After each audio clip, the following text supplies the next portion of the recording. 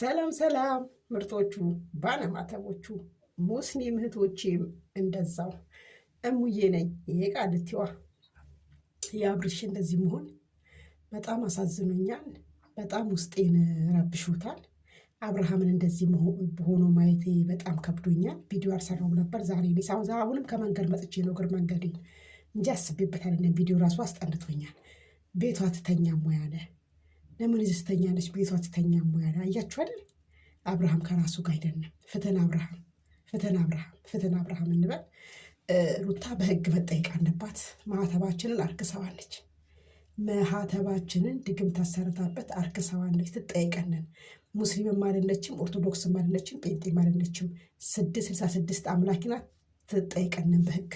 አብርሃም ወደ ራሱ እንዲመለስ ሙስሊሞች በዱዓ ኦርቶዶክሶች በጸሎት ጴንጤዎች በጸሎት አግዙት።